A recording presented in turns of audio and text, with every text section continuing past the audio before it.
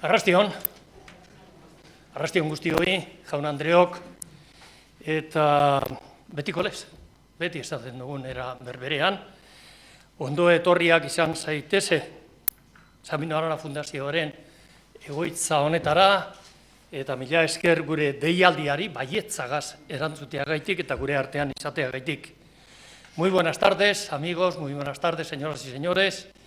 Vaya, digamos por delante, mi agradecimiento en nombre de la Fundación Sabino Arana por responder de esta manera, afirmativamente, a nuestra invitación y estar hoy entre nosotros.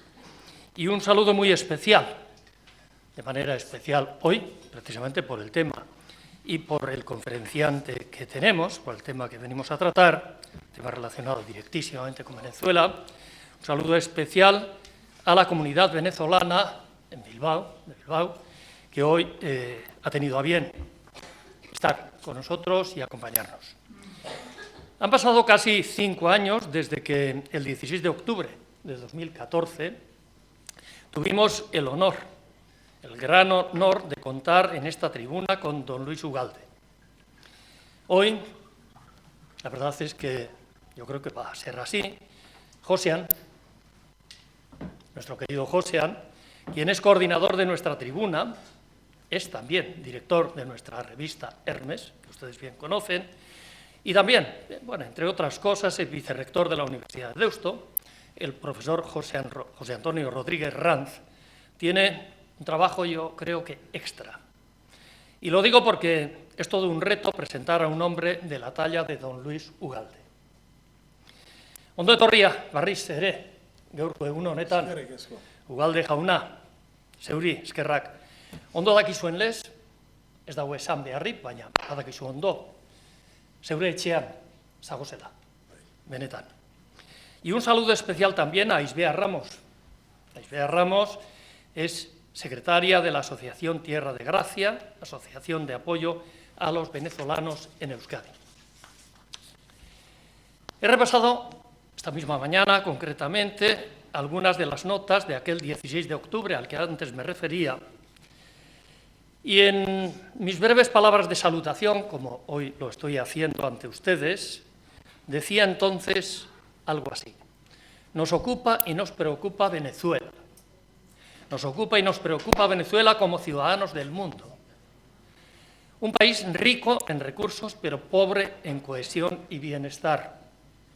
Una dictadura populista en las antípodas del respeto a los derechos humanos, la libertad y el desarrollo humano sostenible.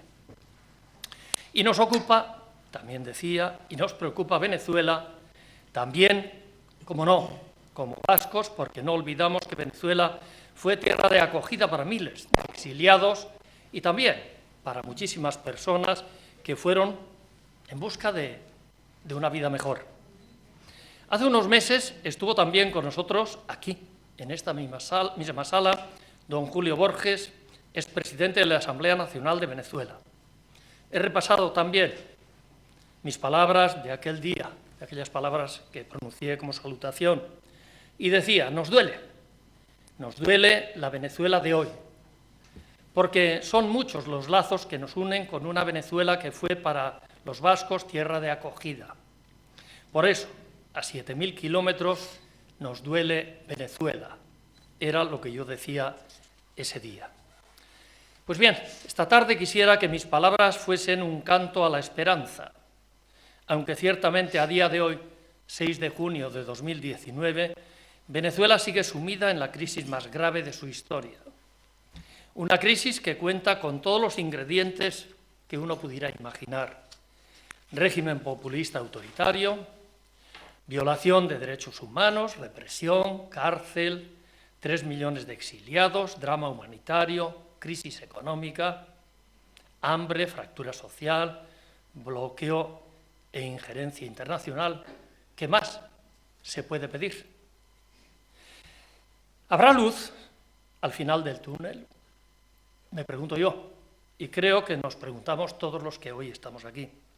¿Una Venezuela unida, democrática, próspera, será una quimera? ¿Un espejismo? ¿Habrá futuro para la reconciliación y la reconstrucción? Como reza precisamente el título de la conferencia que hoy dictará el padre Ugalde. Por mi parte, permítame que les traslade, para acabar, una triple convicción. 3 convicciones, un deseo y un compromiso. La triple convicción, la primera, de que la violencia y la intervención militar extranjera no son la solución. De que la comunidad internacional puede y debe jugar un papel más activo de presión y mediación. Y 3, esa ha sido la segunda, 3, de que toda solución pasa por unas elecciones libres y democráticas y un programa nacional de reconciliación. El deseo solo puede ser uno, no cabe otro. Que el sueño se haga realidad, que Venezuela sea ese país unido, democrático y desarrollado que todos anhelamos. Y finalmente, y ahora sí termino, el compromiso. El compromiso de que cuando ello suceda, compromiso firme, en nombre de la Fundación que tengo el honor de presidir, la Fundación Sabino Arana volverá a organizar una conferencia, ese día no para decir que Venezuela nos ocupa, nos preocupa y nos duele, sino para manifestar nuestra más profunda alegría y brindar por esa Venezuela libre de futuro. Mila esker, zuen arretagai jaun Andreok, eta jarraian zelanez Joseanek hartuko du berbea. Eskerrik asko, Juan Mari, arratsaldeon. Lehenik eta behin, hitz emango diot Aitzbea Ramosi, Tierra de Gracia elkarteko idazkariari. La tragedia de Venezuela, o el drama de Venezuela, tiene muchas caras, y una de las caras es que muchos de vosotros bien conocéis, que es la del exilio. El presidente hacía referencia a 3 millones de exiliados también en Euskadi. Y bueno, la voz de ese exilio en Euskadi es hoy Aitzbea Ramos, secretaria de la Asociación Tierra de Gracia de apoyo a los exiliados venezolanos. Aitzbea. Bueno, qué susto. Arratsaldeon, Juan Mari Atutxa jauna, Aita Ugalde, lagunak denak. Ongi etorri ekitaldi honetara eta mila esker etortzeagatik. Buenas tardes, sean todos bienvenidos. Tengo poca capacidad de memoria, así que leeré lo que pueda. Seré breve, en primer lugar, porque impone presentar al padre Ugalde. En segundo lugar, y aún más importante, porque él es quien debe tener todo el tiempo esta tarde. Tengo el honor como vasco-venezolana de presentarlo, porque entre otras cosas el padre Ugalde es vasco, de Vergara, pero también venezolano de corazón, jesuita, seguidor del Vasco San Ignacio, miembro de la Compañía de Jesús, con importante presencia y voz en la comunidad venezolana. Fue durante 2 décadas rector de la Universidad Católica Andrés Bello de Caracas y en la actualidad director del Centro de Reflexión y Planificación Educativa de Caracas. Pero por encima de todo, es hoy un faro en la oscura noche venezolana, guiando a una nación afligida en la búsqueda de su destino en paz.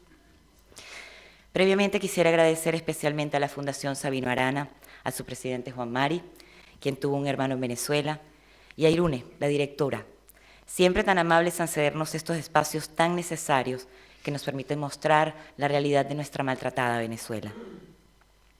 Para los que no me conocen, mi nombre es Aitzbea Ramos y formo parte de la directiva y voluntariado de una pequeña asociación formalizada en septiembre del año pasado.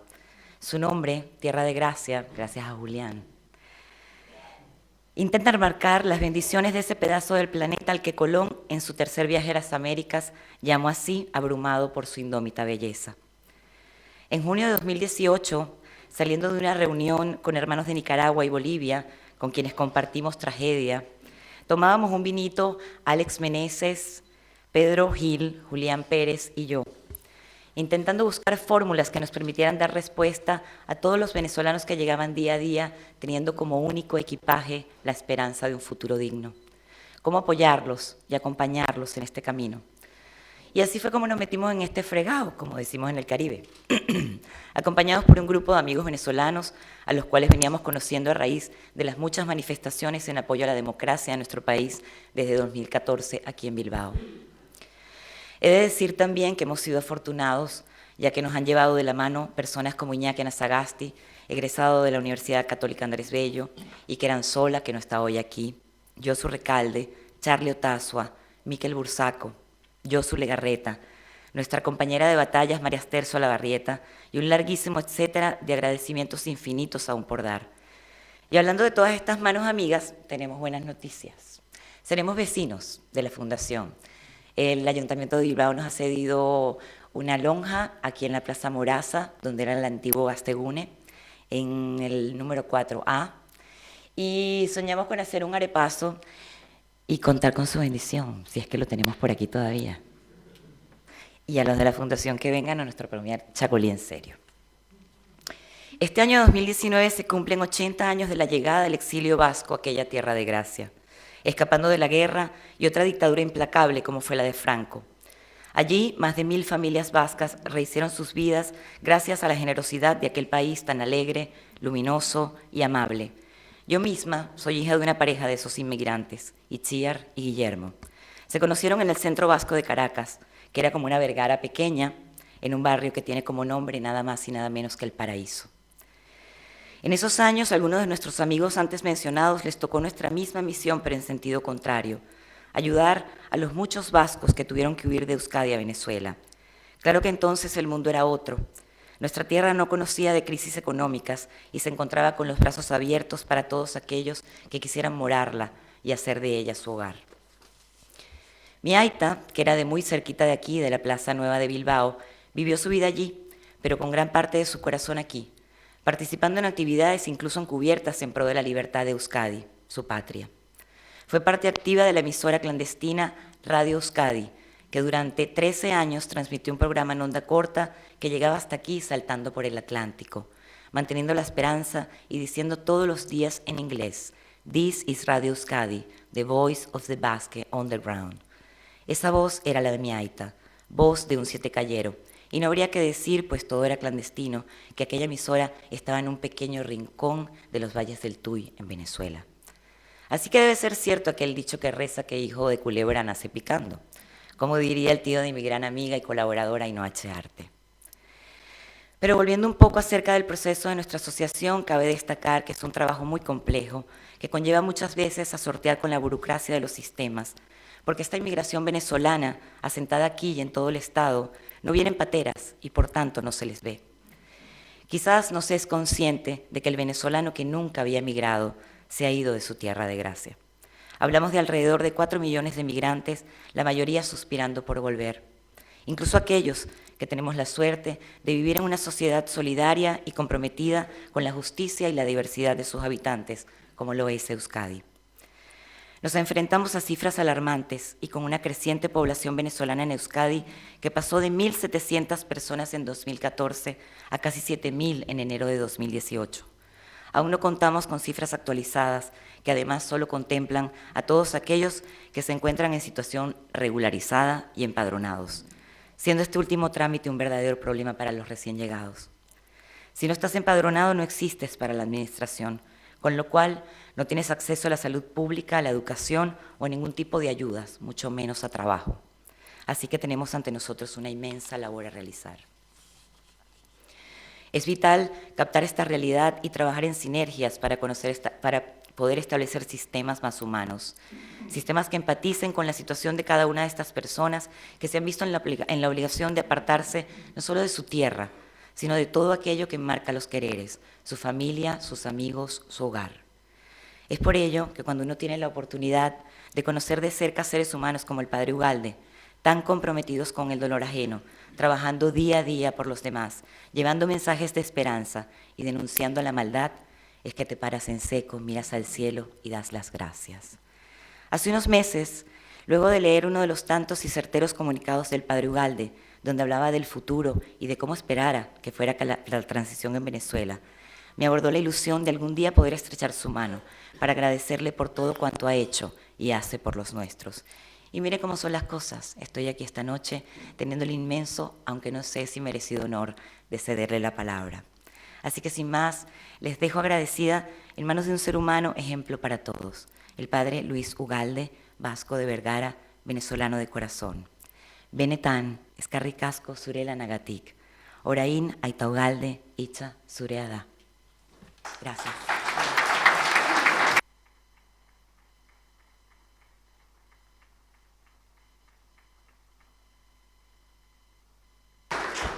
Nire aldetiko hartxo bat bakarri, porque aurkezpena ina dago.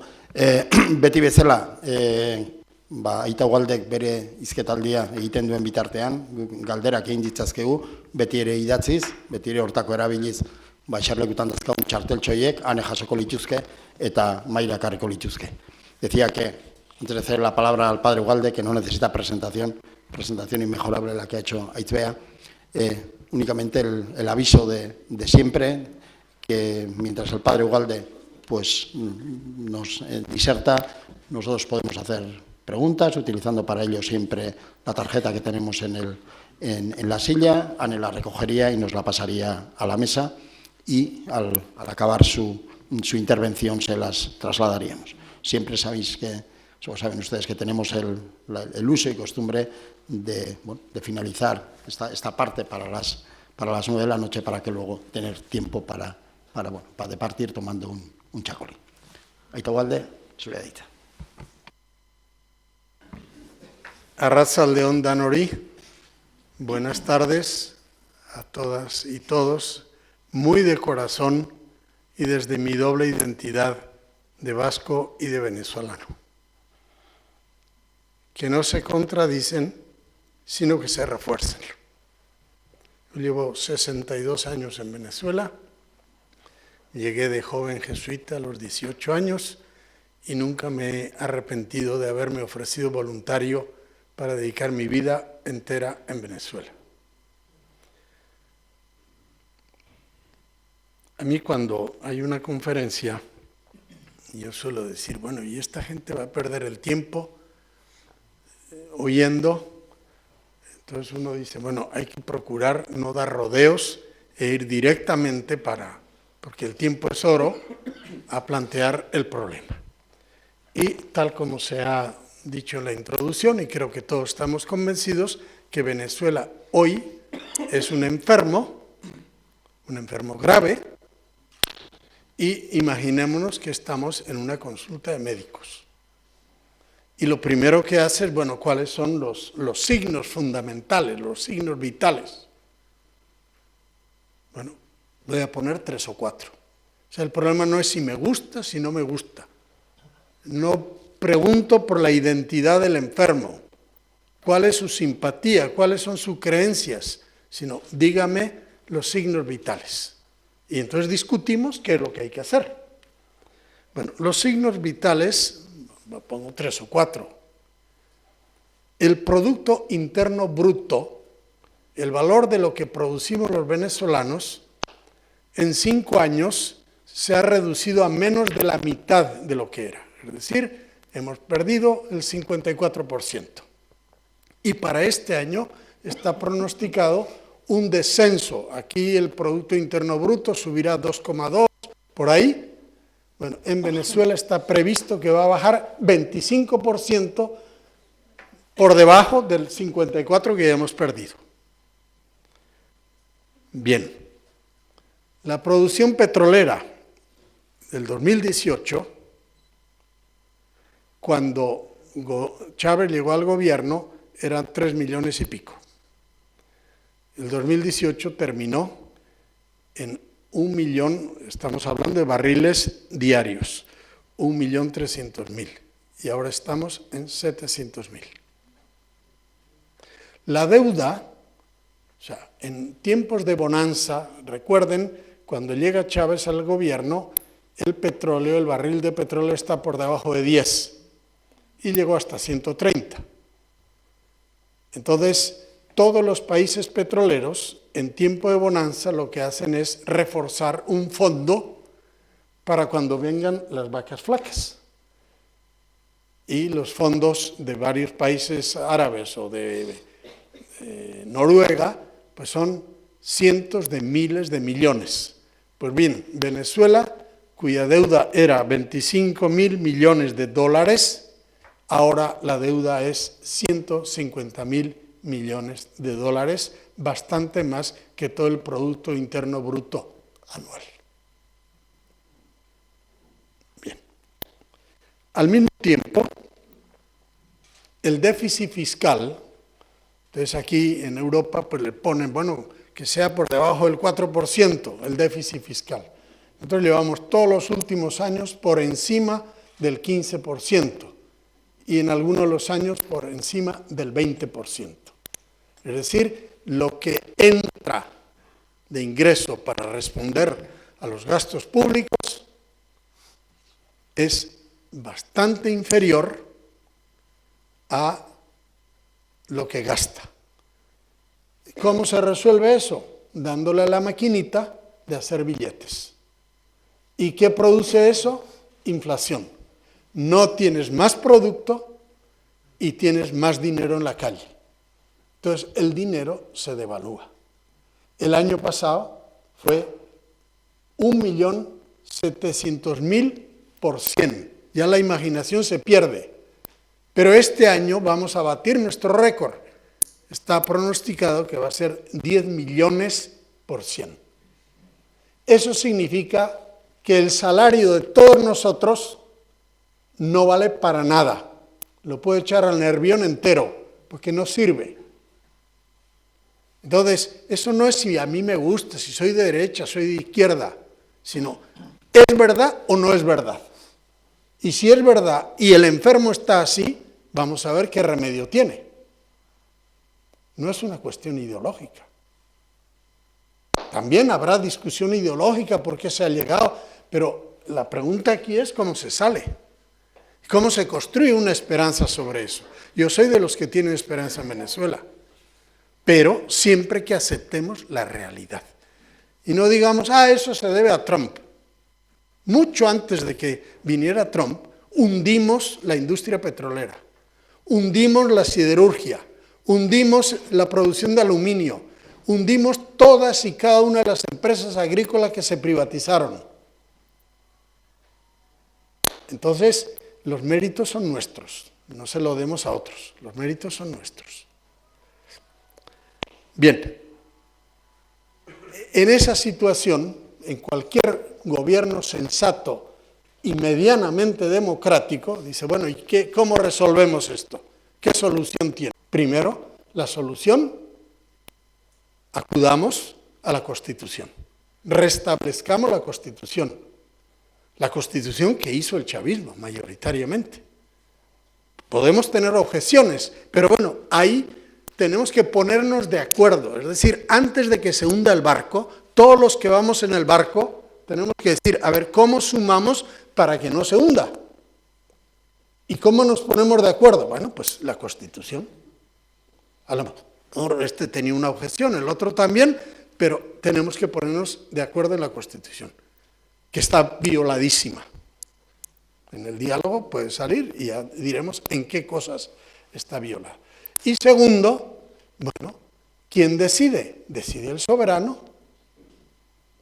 Elecciones libres, transparentes, con árbitros neutrales. Ustedes no van a aceptar que se juegue el partido de fútbol Atlético de Bilbao, Real Sociedad, con el árbitro, los jueces de línea de la Real Sociedad. Los bilbaínos dicen, eso no puede ser, hasta ahí llegamos. Bueno, pues así estamos jugando. Entonces, todo el mundo dice, bueno, pues que haya elecciones, que tenga el pueblo la oportunidad, pero elecciones transparentes y con observación internacional y con árbitros. Bueno, entonces, ese es el punto donde estamos en este momento.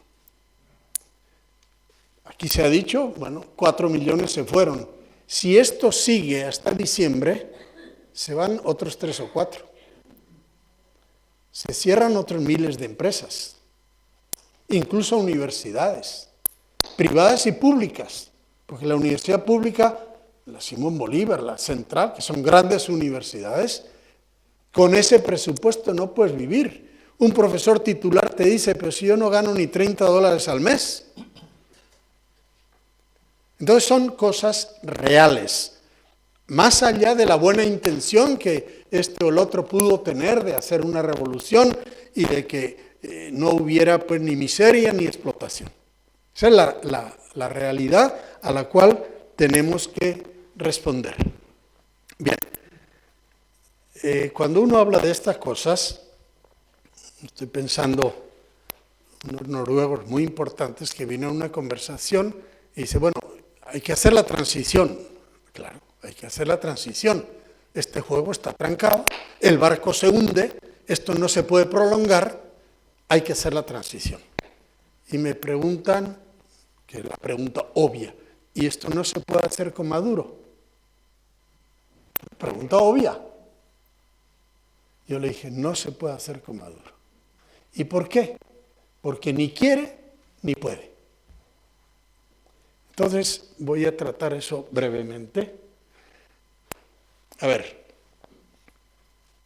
la elección presidencial, digamos de otra manera, el 2015 por primera vez, bueno, por segunda, pero el gobierno pierde las elecciones parlamentarias y la oposición gana 2/3. Y ahí se alarmaron. El gobierno se alarmó porque creían que iban a ganar, porque bueno, tenían todo el poder del gobierno, tenían los árbitros, a pesar de eso, perdieron. Y dijeron, bueno, no volvemos a perder una elección. Y entonces la elección presidencial, que correspondía a final del año pasado, el 18, lo adelantaron a mayo con una serie de trampas y entonces dijeron, bueno, Maduro ya está elegido hasta el 2025. Usted le dice hoy a los venezolanos, mire, este infierno en que está usted viviendo, pues está ya garantizado, no se desespere, está garantizado, lo va a tener hasta el 2025 y procuraremos que después venga otros 6 años. ¿Qué le dice a usted el venezolano, chavista o no? No me puede dar peor noticia que eso. Yo no acepto eso. Nadie puede aceptar eso porque es aceptar un crimen, aceptar que se van a morir los niños, que se van a cerrar las escuelas. En este momento en las escuelas públicas está asistiendo el 30% a la escuela, porque no hay comida. No hay comida en la casa y no hay comida en la escuela. Entonces, bueno, el gobierno ha procurado, no me voy a alargar en eso, a que no haya elecciones limpias. Dice, bueno, decimos pues que haya elecciones presidenciales que no se han tenido, y eso sí, con observación internacional, con un Consejo Nacional Electoral nuevo, hay que revisar el registro electoral, hay que garantizar el voto de los que están fuera del país, de todos ustedes, que muchos de ustedes tienen el derecho a voto, hay que garantizar todo eso. En algún momento los europeos dijeron, bueno, en un mes se hacen las elecciones. No se pueden hacer las elecciones en un mes. Los entendidos te dicen, mire, con mucho esmero y mucha aceleración, en 6 meses. Es decir, ya nos ponemos en diciembre. Para hacer, primero, todos los candidatos posibles rivales de Maduro están inhabilitados. No pueden ser candidatos. Primera cosa. Entonces, esos tienes que soltar los presos políticos. Inventaron una cosa diabólica que se llama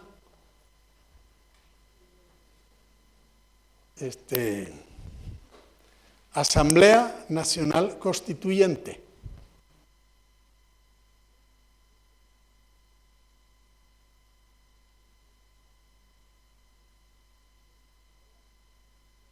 Tienen la posibilidad de decidir cosas que no están en la Constitución vigente. Bueno, en ese sentido es supraconstitucional. Pues dijeron, bueno, nombramos una Asamblea Nacional Constituyente elegida con un método fascista, no con el voto universal, sino por unas categorías que inventaron, qué sé yo, el voto de los pescadores, el voto por los gremios, etcétera. Muy bien. Entonces tienen la Asamblea Nacional Constituyente.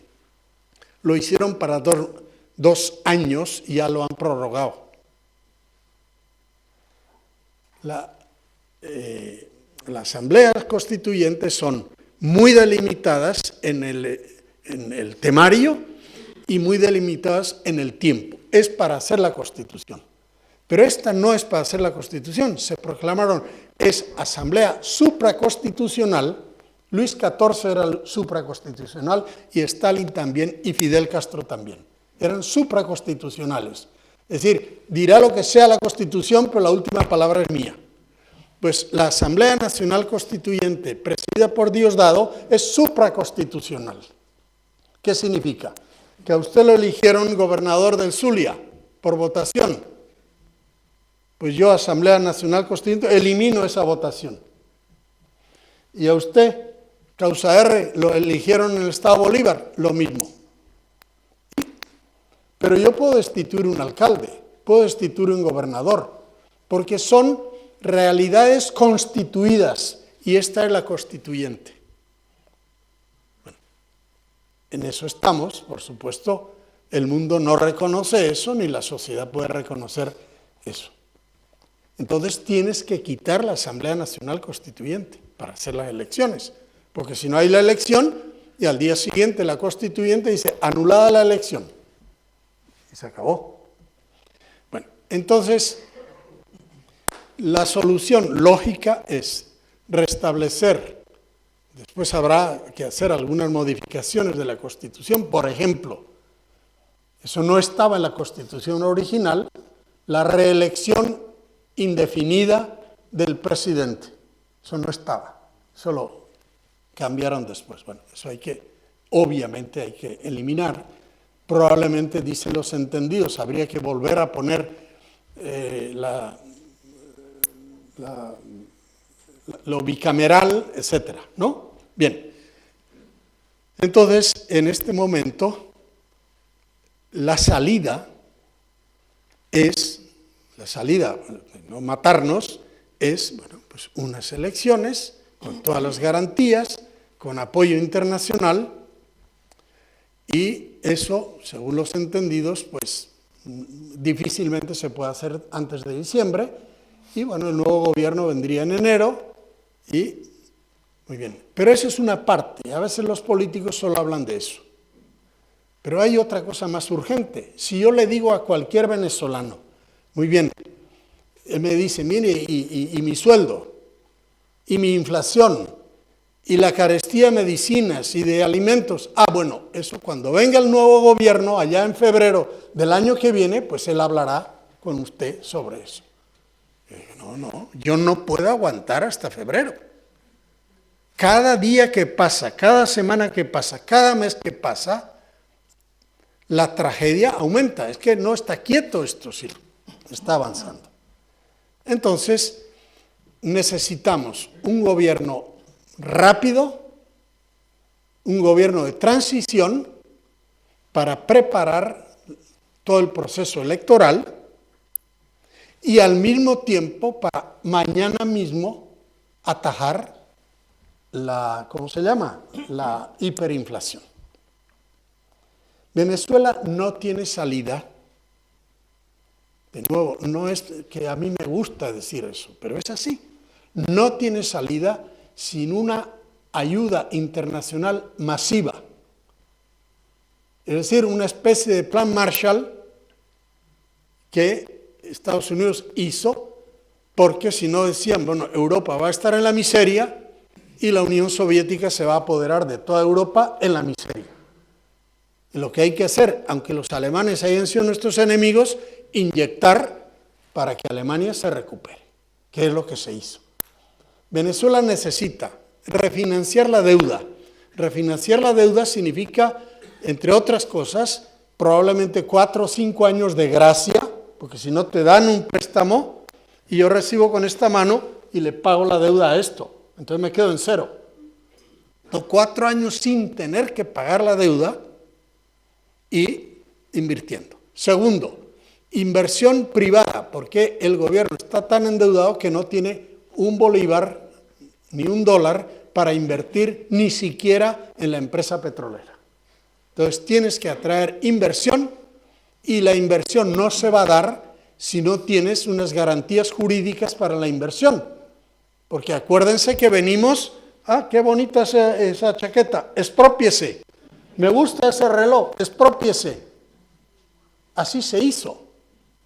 y se le metió a la gente en la cabeza el gran enemigo suyo es la empresa privada. En este momento la gente está llorando y ¿qué le pasa? Que no tengo empresa privada que me dé trabajo. Esa es la situación. Bueno, entonces, estas dos cosas hay que hacer no en febrero, hay que hacerla ya. Y por eso hace falta que el gobierno, mejor hoy que mañana, diga, abrimos el proceso electoral y al mismo tiempo las medidas económicas súper urgentes.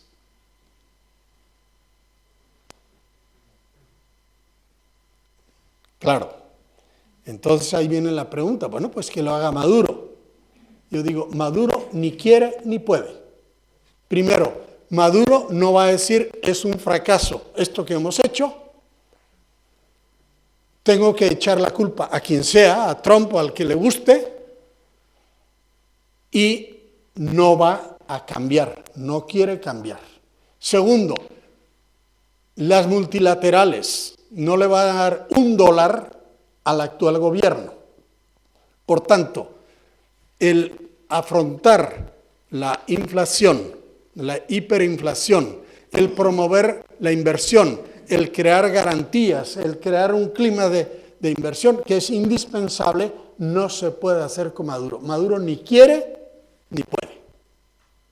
Y dos, las elecciones. Maduro en este momento tiene 13%. Él sabe que en unas elecciones limpias está derrotado. Entonces, ni quiere ni puede. Yo puedo ir a elecciones, pero fíjense lo que ha dicho. Elecciones sí, pero las parlamentarias, ¿no? Pues si las parlamentarias están hasta el 2020, esas son las que se tuvieron, las tuyas son las que no se han tenido. Y me consta que en algunas conversaciones que ha habido allá con gente del gobierno, dice, oye, pues nos estamos acercando. Van donde Maduro y dice, no, yo acepto todos los cambios, pero eso de que yo renuncio, están equivocados. Yo gobierno hasta el 2025. Entonces, Maduro ni quiere ni puede. Entonces, el proceso es, bueno, cómo se promueve en esta situación desesperada las dos cosas. Y además el tiempo cuenta mucho. A veces los europeos dan buenos consejos, pero dicen, bueno, para cuando llegue eso ya me morí. Esto es cuestión de velocidad.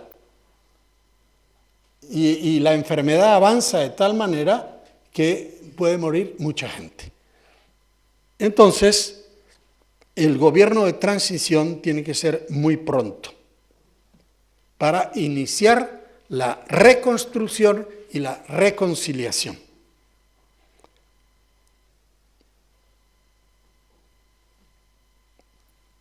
Naturalmente, Maduro va a decir, a mí no me interesa eso.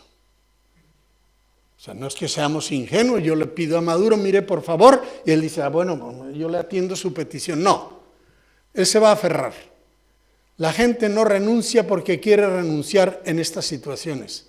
Renuncia porque usted le obliga a renunciar, y no hay otra. ¿Y quién obliga a renunciar?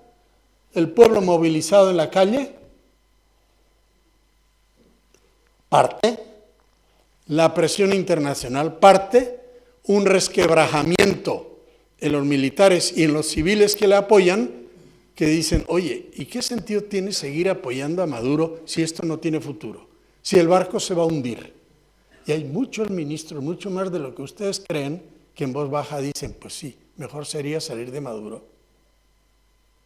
Pero también tiene una pregunta legítima, ¿y a dónde voy yo? ¿A la cárcel en Venezuela o a la cárcel fuera de Venezuela? Entonces ahí viene la negociación, una palabra que está desprestigiadísima por desgracia en Venezuela, el diálogo también, porque se ha abusado del diálogo, se ha utilizado para perpetuarse, para engañar. Entonces, sin embargo, la negociación es imprescindible, porque el militar también dice, oye, nosotros estamos en el gobierno, y si cae esto, ¿a dónde voy yo? A la cárcel. Entonces, ahí vienen unas preguntas que son legítimas. Dice, bueno, no, el chavismo va a seguir. Usted puede presentar al que quiera para elecciones, no hay problema. El que es delincuente, pues bueno, para eso están los tribunales. Y nosotros tenemos que reconstruir. Y cuando uno se mueve por la parte visceral, la rabia, mira, me hicieron esto, a mi familia me hicieron aquello, perdí la empresa, bueno, todas las tragedias, uno dice, lo primero es cortar la cabeza y después veremos. Pero cuando tú empiezas a pensar en la reconstrucción y piensas que el chavismo fue medio país, hoy día no lo es, pero entonces tú tienes que pensar, bueno, ¿cómo si ese medio país se opone a lo que viene después, no hemos ganado nada? O sea, este medio país ha hundido a este, ahora viene este y hunde a aquel y podemos seguir matándonos indefinidamente. Entonces no hay más remedio que las dos palabras, reconciliación y reconstrucción. Y uno lo ve, yo llevo 32 años en un barrio muy pobre, muy chavista en su tiempo, en lo alto de la Vega, y realmente están, cualquier signo de reconciliación, y procuramos hacerlo en torno a la iglesia, las ollas comunes, cosas que estamos haciendo, y la gente quiere reconciliación, no quiere que nos matemos. Afortunadamente los militares también han demostrado que no quieren echarse tiros unos a otros, lo cual es bueno. Pero el trabajo con los militares hay que hacerlo mucho más permanente. Eso se ha dificultado mucho porque los cubanos sabían que la película llegaba aquí. Que un sistema totalitario no resiste sin ejército. Por tanto, hay que hacerse con el ejército. No lo piensan ahora, lo pensaron hace 17 años por lo menos. Y entonces hay militares cubanos, los anillos de seguridad de Chávez son cubanos, no son venezolanos, y los generales venezolanos que suman mucho más que todos los de la NATO juntos, o de la OTAN juntos, entonces tienen miedo pues, de estar vigilados, y de hecho han torturado más a los tenientes coroneles que cayeron últimamente que a los civiles, porque tienen mucho más. Y Baduel no lo han torturado, pero lo tienen aislado, y Rodríguez Torres, que fue ministro del Interior cuando cesó, pero fue de los creadores del sistema policial, etcétera, pues lo tienen incomunicado, lo puede visitar su hermano, pero más nadie. Y acaban de poner presa a su mujer, la han maltratado y algunos dicen que la han violado. Bueno, entonces, hay mucho más miedo a los militares y por tanto el maltrato es mayor. Y en eso influye mucho Cuba. Entonces, esos son pues algunos de los elementos que en el gobierno de transición hay que abordar. Y hace falta presión interna, hace falta presión externa, cuanto más mejor, y hace falta negociación de decir, bueno, ¿cómo sería la salida? La otra, ¿cómo se ha hecho? Hay mucha gente que dice, pero es que a mí me da rabia. Sí, pero a Mandela también le daría rabia pensar que mi vicepresidente va a ser el líder del Partido Blanco. Y fue. Y a los chilenos les daba rabia pensar que Pinochet va a seguir de ministro de la Defensa. Por desgracia, los cambios históricos requieren ese tipo de transacciones, y bueno, es bueno saber que por ese camino tendrán que ir muchas de las cosas. Quería añadir alguna otra cosa, digamos, hay bastantes conversaciones, pero las conversaciones, el gobierno hasta ahora, y tengo pruebas, no es sospecha, promueven diálogo, por ejemplo de Noruega, que se supone que en la etapa previa, porque no ha habido diálogo todavía, lo que hay es un tanteo, y unos están en este hotel y los otros, y el noruego va y habla con estos y después habla con aquellos. Bueno, pues eso se supone que le preguntan, bueno, ¿cuáles serían sus condiciones, las suyas?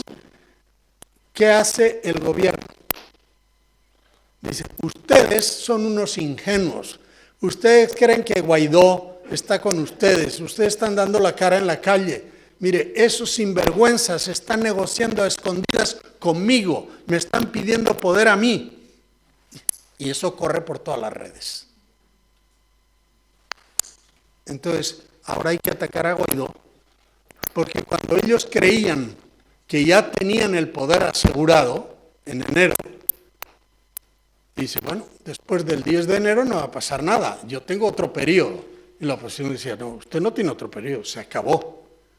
Y creían que, bueno, la popularidad de los partidos está por los suelos, los partidos están divididos, y resultó que la Asamblea Nacional eligió una junta directiva por acuerdo casi unánime, y donde están en la directiva 5 de 5 partidos distintos. Y surgió Guaidó, que nadie lo esperaba, y la popularidad pasó del 80%. Entonces, creíamos que teníamos todo asegurado, como que no está asegurado. Es decir, la población necesita de tal manera a alguien que se ha agarrado a Guaidó. Afortunadamente no tiene un estilo caudillesco, lo cual es bueno, ni mesiánico, es un hombre llano, yo lo conocía porque le di el título en la universidad, pero aparte de eso a mí también me ha sorprendido. Es un hombre con los pies en la tierra, hasta ahora por lo menos, y se ha manejado bien en una situación muy, muy grave y muy desesperada. Claro, la oposición quisiera, vaya usted, agarre del cuello a Maduro y lo saca. ¿Y con qué fuerza? Eso no es cuestión de querer o no querer. Tiene que haber, y aquí viene el otro punto, la opinión internacional se ha movido mucho, pero dice, bueno, Estados Unidos, y unos dicen, bueno, que intervengan los ¿cómo se llaman? Los marines. Es una locura. Además no van a intervenir ni quieren intervenir. Que intervenga Colombia militarmente. Estamos locos. Que intervenga Brasil. Sí han dicho que no. Sería muy tonto si intervenir. Bueno, entonces, pero los europeos dicen, sí, pero no lo de Estados Unidos, la intervención militar. Y el único que dice que Estados Unidos quiere intervenir militarmente es el gobierno. Pero afortunadamente ya ha corrido la voz, entonces dicen, bueno, ustedes europeos no querían intervención militar, Estados Unidos ha dicho que no va a intervenir.